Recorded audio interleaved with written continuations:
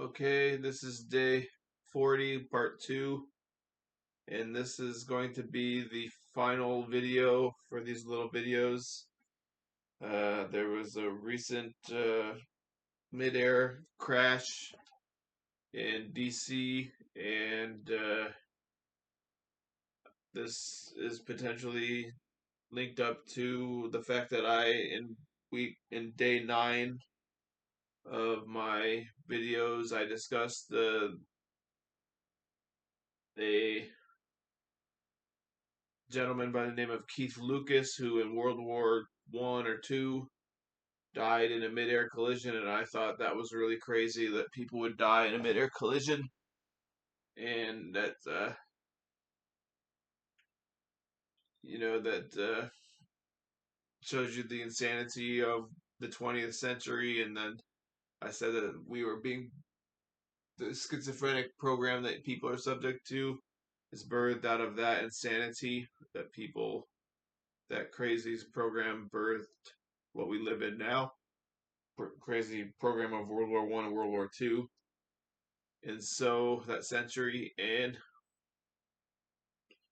I'm just gonna do one more installment here and call it quits because too much carnage between the fire and this now and other things. It's not really worth it for me to be getting on video and then having people do crazy stuff in response. So, yeah, recently Pamela Anderson discussed the fact that she said on a Threads tweet or something. They don't call them tweets, but they call them threads or something.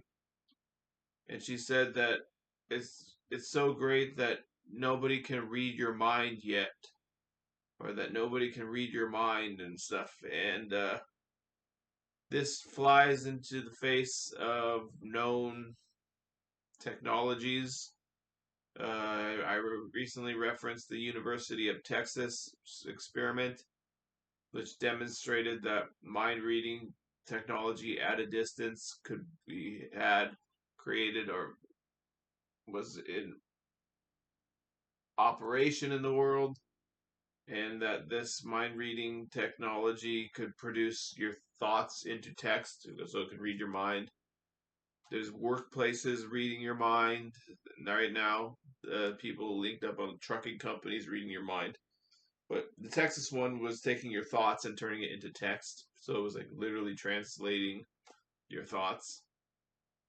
Uh, MRI machines, 60 Minutes ran a segment on their show a few years ago that demonstrated that you could have your mind read. In my book, in the various chapters of my book, I think chapter 3 or 4, I can't remember, but I discuss technology that schizophrenics have talked about for over a century, including putting voices in the head and reading of the mind.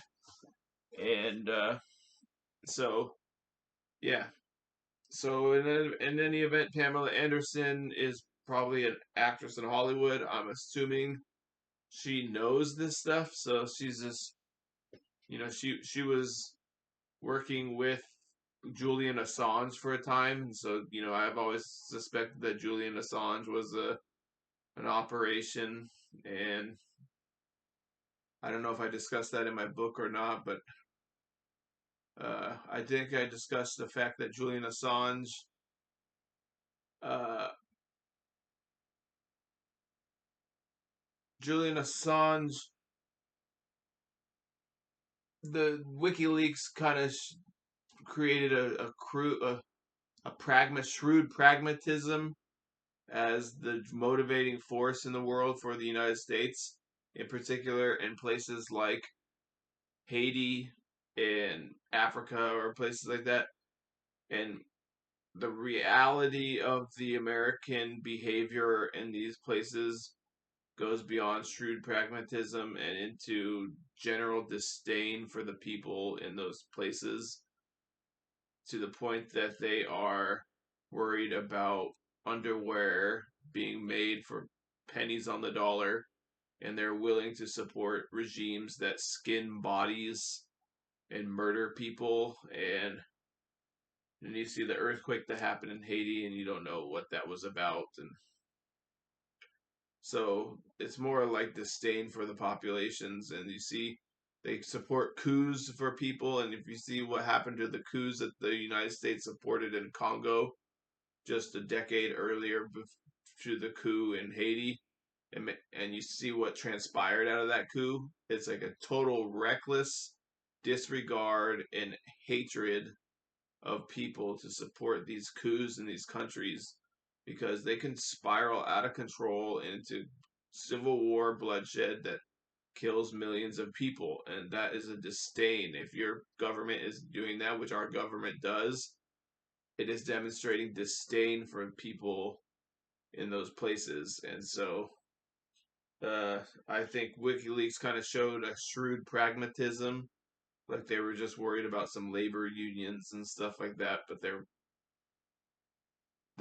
the real behavior is that of terrorism and atrocity. Okay, that being said, uh, you take a look at America and China in the world, and we talk about America versus China a lot, and Trump is worried about China, and he wants to start a trade war with China. And to me, if you start a trade war with China, you're inching more towards a conflict with China because right now, as it stands, if leaving things as they are, both America and China matter to each other, and a war between the two countries as of now wouldn't benefit either one. It would be non-beneficial to the world. It'd be non-beneficial to China and the United States because we are interrelate. We are interconnected. We have big trade.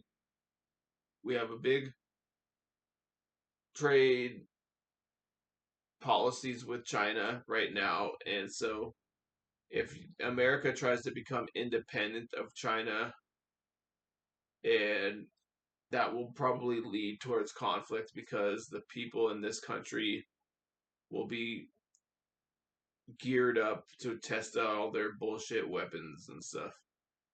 And they'll want to do that because that's why they build them, you know? So, okay. So you have to wonder sometimes, is these conflicts between China and the United States, the idea that we're in a conflict, or we're egging on with trade wars like Trump and stuff, is this like 1984? Is it Wizard of Oz? Behind the curtain, a combination of 1984 and Wizard of Oz. And I hope that the plane crash that just happened today was a Wizard of Oz thing because the plane came from Wichita, Kansas. So that's what I'm hoping, but I really don't know. And you could have more sinister things at play and stuff. So yeah, I hope that China and the U.S. is maybe like a 1984, where they both present themselves as in conflict with the superpower across the way, and the Oceania and the East Asia, Eurasia, and all that they did in 1984. And so hopefully that's what's going on between U.S. and China. I don't really know, but I tend to think so because, I had thought this earlier. I thought earlier that the Cold War could have been a ruse, and this thought process was either borrowed from me or it was implanted in me because I saw the very same thing years later on an episode of Ancient Aliens where they discussed the Cold War being a ruse, to hide off-world civilization, the breakaway civilization or whatever. So like potentially the superpowers in the world, Russia, China, the United States, they present themselves as in total conflict, ideological, crony capitalists, mafias in total conflict with each other, and maybe they even let their foot soldiers battle it out while the people at the top are in a breakaway civ, you know. And so I don't know what to make of that, but that's what Ancient Aliens posited, and I had thought that years earlier myself. It just seemed like they were always fighting wars in other people's countries, it's a little weird that we fought Vietnam, Korea, Cambodia, uh, now Ukraine, and other people's countries, and Afghanistan, and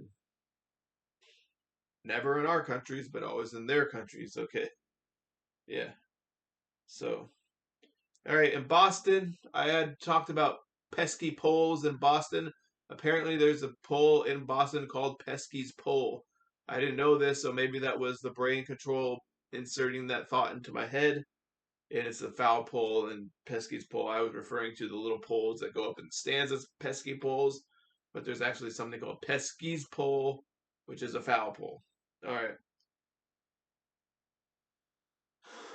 Okay, so yeah, I already talked about Pam Anderson and the 1950 treatment.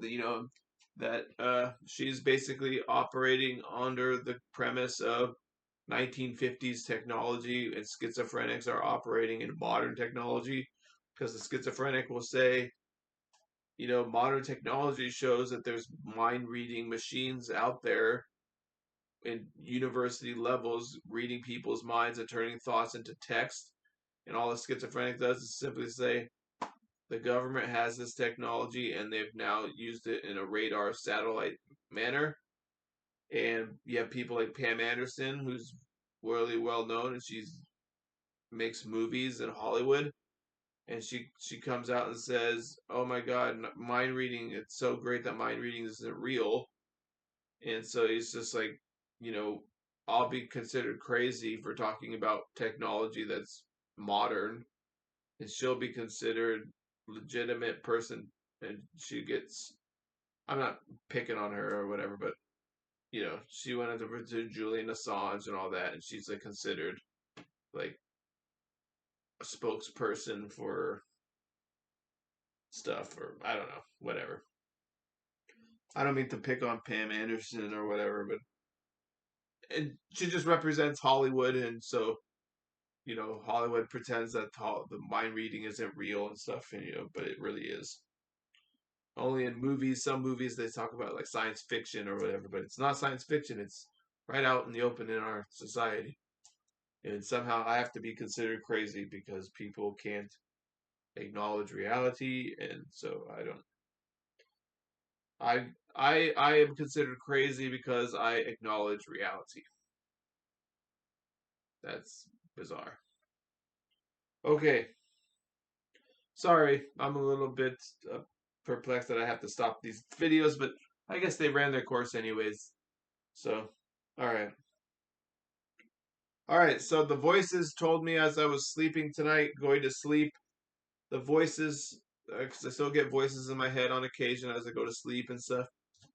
And I get voices from time to time, but sometimes for months at a time, and it disables me and stuff. But the voices said they want to clone 33% of the population.